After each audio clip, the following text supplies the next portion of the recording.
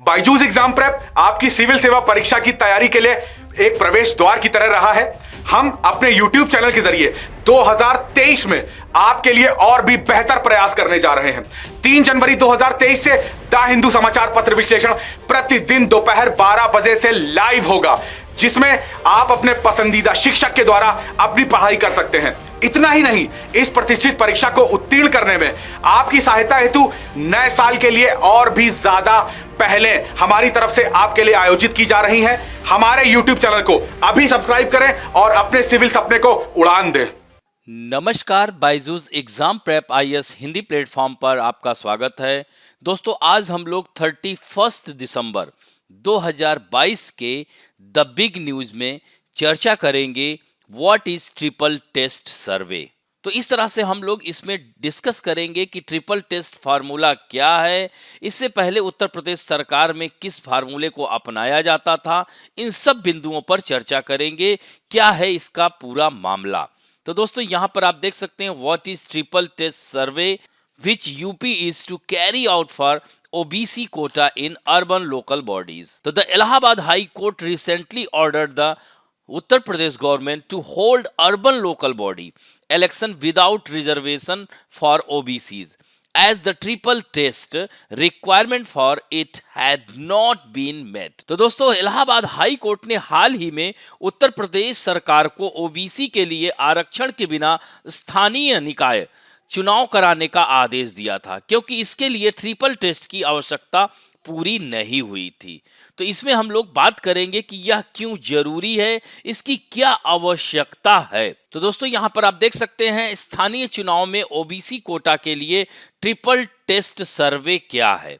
तो Allahabad high court ने हाल ही में उत्तर प्रदेश सरकार को ओबीसी के लिए आरक्षण के बिना शहरी स्थानीय निकाय चुनाव कराने का आदेश दिया था, क्योंकि इसके लिए ट्रिपल टेस्ट की आवश्यकता पूरी नहीं हुई थी। ऐसे में उत्तर प्रदेश सरकार ने इस उद्देश्य के लिए एक आयोग का गठन किया, जिसमें 5 सदस्यीय आयोग यह सुनिश्चित करने के लिए एक सर्वेक्षण करेगा कि ओबीसी को ट्रिपल टेस्ट के आधार पर आरक्षण प्रदान किया जाता है, जैसा कि सुप्रीम कोर्ट ने अनिवार्य किया है। दोस्तों, इससे पीछे क्या मामला है, ये महत्वपूर्ण हो जाता है कि इसमें सुप्रीम कोर्ट के क्या गाइडलाइन है। इसके साथ साथ यह जानना आप लोगों के लिए आवश्यक है कि यह मामला उठा कैसे। तो दोस्तों, यूपी के शहरी निकायों का कार्यकाल 12 दिसंबर 2022 से 19 जनवरी 2023 के बीच समाप्त हो रहा है। तो दोस्तों, उत्तर प्रदेश में 760 नगर निकायों में चुनाव होना है।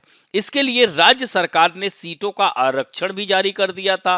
प्रदेश की नगर निगम के मेयर, नगर पालिका परिषद एवं नगर पंचायतों के अध्यक्ष और पार्षदों के आरक्षण को लेकर हाई कोर्ट में याचिका दायर की गई थी। इसमें कहा गया था कि सरकार ने निकाय आरक्षण में, पिछड़ों के आरक्षण में ट्रिपल टेस्ट फार्मूला यूज नहीं किया। तो इलाहाबाद हाई कोर्ट की लखनऊ खंडपीठ ने नगर निकाय चुनाव की अधिसूचना जारी करने की रोक लगा दी। तब कोर्ट ने कहा था कि प्रथम दृष्टया यही प्रतीत होता है कि राज्य सरकार ने ओबीसी कोटे का आरक्षण तय करने में सुप्रीम कोर्ट द्वारा दिए गए ट्रिपल टेस्ट फार्मूले का पालन नहीं किया। ऐसे में सरकार ने कहा था कि स्थानीय निकाय चुनाव पहले 2017 में हुए अन्य पिछड़ा वर्ग सर्वे को आरक्षण का आधार माना जाए, इसी सर्वे को ओबीसी आरक्षण के लिए ट्रिपल टेस्ट माना जाए। तब योगी सरकार के तर्कों को कोर्ट ने नहीं माना और बिना ओबीसी आरक्षण के तत्काल चुनाव कराने के निर्देश दे दिए। तो ये तो रहा पूरा मामला। अब यहाँ पर आप लोगों के लिए जानना आवश्यक है कि ये ट्रिपल टेस्ट फार्मूला है क्या। तो सुप्रीम कोर्ट ने नगर निगम चुनाव में ओबीसी के आरक्षण को लेकर ट्रिपल टेस्ट का फार्मूला तय किया। दोस्तों, यह फार्मूला 3 चरणीय फार्मूला है, यानी 3 स्टेप में बताया है। यानी पहला स्टेप है कि to set up a dedicated commission to conduct a rigorous empirical inquiry into the nature and implication of the backwardness in local bodies। यानी पहला जो चरण है उसमें यही कहा गया है कि राज्य में स्थानीय निकाय चुनाव में ओबीसी के पिछड़ेपन की स्थिति यानी आर्थिक और शैक्षिक प्रकृति और प्रभाव पर डेटा एकत्र करने के लिए ट्रिपल टेस्ट फार्मूले के अनुसार एक विशेष आयोग का गठन करना आवश्यक है। एंड सेकेंड स्टेप में क्या बात की गई है कि इन सिफारिशों के आधार पर राज्य सरकार को नगर पालिका और नगर पालिका चुनाव में आनुपातिक आधार पर आरक्षण देना होगा, यानी to specify the proportion of reservation required in local bodies in light of recommendation of the commission so as not to fall out of overbreadth। और तीसरे चरण में शासन के स्तर पर सत्यापन कराया जाए, यानी in third step to ensure a reservation of SC ST OBCs taken together does not exceed an aggregate of 50% of total seats. यानी राज्य सरकार को यह भी ध्यान रखना होगा कि SC ST या OBC के लिए आरक्षित सीटों की संख्या कुल आरक्षण सीमा 50% से अधिक ना हो। तो दोस्तों यही है ट्रिपल टेस्ट फार्मूला। तो यह उत्तर प्रदेश पहली बार ट्रिपल टेस्ट फार्मूला यूज करने जा रही है। दोस्तों ऐसा नहीं है कि सिर्फ उत्तर प्रदेश सरकार के लिए ही यह प्रयोग किया गया है, इससे पहले महाराष्ट्र में भी इसी तरह का पेच फंसा था। यानी महाराष्ट्र की 92 नगर परिषद और 4 नगर पंचायतों के चुनाव की घोषणा की थी, लेकिन राज्य सरकार ने ओबीसी के आरक्षण के लिए ट्रिपल टेस्ट का पालन नहीं किया था। इसके चलते हाई कोर्ट ने ओबीसी आरक्षण को शहरी निकाय चुनाव के आरक्षण को रद्द कर सभी सीटों को सामान्य घोषित कर दिया था। इसके बाद राज्य सरकार ने ओबीसी के लिए अध्यादेश लेकर आई थी, जिसे सुप्रीम कोर्ट ने नहीं माना था और सर्वोच्च अदालत ने कहा था कि ट्रिपल टेस्ट का पालन किया जाए। ओबीसी आरक्षण के लिए अध्यादेश लाने के राज्य के फैसले को स्वीकार नहीं किया जा सकता।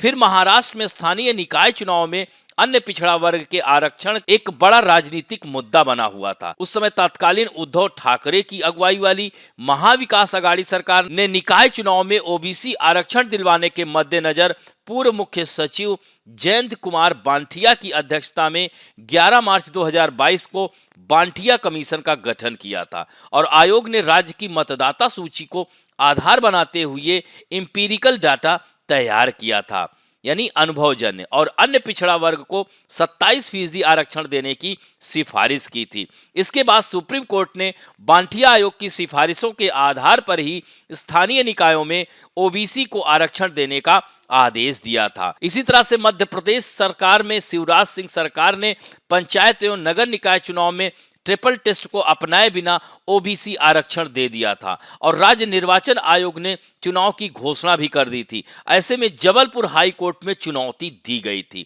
और इस पर हाई कोर्ट ने राज्य में बिना ओबीसी आरक्षण के चुनाव कराने का फैसला दिया था, जिसे लेकर शिवराज सरकार घिर गई थी।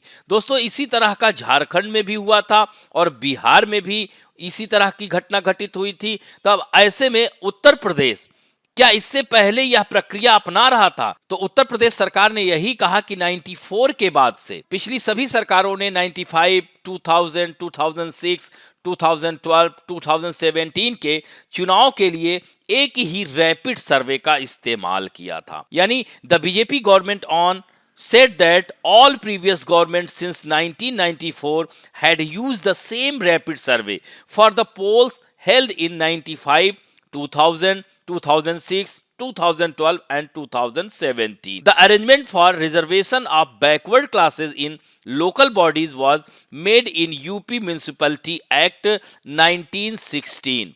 यानी 1916 के एक्ट के तहत 1994 के बाद के जितने भी इलेक्शन कराए गए थे वह रैपिड सर्वे पे थे। तो इस तरह से आप देख सकते हैं कि उत्तर प्रदेश सरकार सर्वे के आधार पर यानी रैपिड सर्वे के आधार पर चुनाव कराती थी। फिर ऐसे में रैपिड सर्वे की जगह ट्रिपल टेस्ट क्यों? तो इलाहाबाद उच्च न्यायालय की लखनऊ खंडपीठ ने कहा कि स्थानीय निकायों के संबंध में पिछड़ेपन की प्रकृति और निहितार्थ की किसी भी जांच या अध्ययन में ऐसे निकायों में प्रतिनिधित्व का पता लगाना शामिल है और कोर्ट ने कहा कि इस तरह की कवायद सिर्फ सिरों को गिनती तक ही सीमित नहीं रह सकती, जैसा कि रैपिड सर्वे के जरिए किया जा रहा है। अदालत ने कहा कि केवल जनसंख्या के आधार पर आरक्षण देने से पिछड़ेपन के निर्धारण के लिए एक बहुत ही महत्वपूर्ण कारक छूट जाता है और वह कारक संबंधित वर्ग या समूह का राजनीतिक प्रतिनिधित्व है। तो इस तरह से उच्च न्यायालय ने के कृष्णमूर्ति मामले में सर्वोच्च न्यायालय के अवलोकन को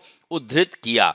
जिसमें बताया गया था कि नुकसान की प्रकृति जो शिक्षा और रोजगार तक पहुंच को प्रतिबंधित करती है, राजनीतिक प्रतिनिधित्व के दायरे में नुकसान के साथ आसानी से बराबरी नहीं की जा सकती। और इस संबंध में माननीय सर्वोच्च न्यायालय द्वारा आगे की टिप्पणी यह है कि सामाजिक आर्थिक अर्थों में पिछड़ेपन तथा राजनीतिक पिछड़ापन नहीं है। तो अनुच्छेद 243D 15(4) एंड 16(4) के तहत प्रदान किए गए आरक्षण की प्रकृति के बीच अंतर को स्पष्ट करते हुए सुप्रीम कोर्ट ने के कृष्णमूर्ति के मामले में यह भी कहा है कि इसने मिलने वाले लाभों की प्रकृति के बीच एक अंतर्निहित अंतर है।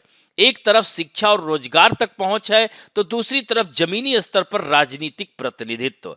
तो यह अंतर्निहित अंतर यह है कि जहां उच्च शिक्षा और सार्वजनिक रोजगार तक पहुंच व्यक्तिगत लाभार्थियों के सामाजिक आर्थिक उत्थान की संभावना को बढ़ाती है, वहीं स्थानीय स्व सरकार में भागीदारी का उद्देश्य उस समुदाय के लिए सशक्तिकरण का एक अधिक तात्कालिक उपाय है जिससे निर्वाचित प्रतिनिधि संबंधित हैं, ऐसा कोर्ट ने कहा। तो इस तरह से आप देख सकते हैं कि सुप्रीम कोर्ट ने सुझाव दिया है। तो इस तरह अब ट्रिपल टेस्ट जरूरी हो गया है। अब उत्तर प्रदेश में नगर निकायों में चुनाव कराया जाएगा, यही कारण है कि यह चर्चा का विषय है। दोस्तों, आज के लिए आप लोगों के लिए पहला प्रश्न है, अनुच्छेद 15 और 16 क्या है, इसके बारे में बताएं। तो इस तरह से आज आप लोगों के लिए एक ही प्रश्न है, क्योंकि इस वर्ष का यह अंतिम दिन है और आने वाले नए वर्ष में हम यही कामना करते हैं कि आप लोग अपने मकसद में कामयाब हों और आप लोग सफलता अर्जित करें। अपना एक लक्ष्य निर्धारित कीजिए। और दोस्तों, इस आगामी नए साल का हम लोग स्वागत करते हैं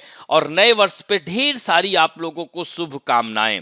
और मैं यही प्रार्थना करता हूं कि आप सब स्वस्थ रहें और सफल बने। और इसके साथ साथ दोस्तों, एक महत्वपूर्ण सूचना है कि कल नए वर्ष के उपलक्ष्य में कोई भी वीडियो जारी नहीं किया जाएगा यूट्यूब पे, और 2 जनवरी को आपको सिर्फ DQ मिलेगा। और इस तरह से 3 जनवरी से आप लाइव CNA देख सकेंगे। तो यहां पर अब विराम देते हैं। आशा करता हूं कि आज का वीडियो आप लोगों को अच्छा लगेगा। यदि अच्छा लगे तो प्लीज लाइक, शेयर, सब्सक्राइब और बेल आइकन दबाना ना भूलें। धन्यवाद।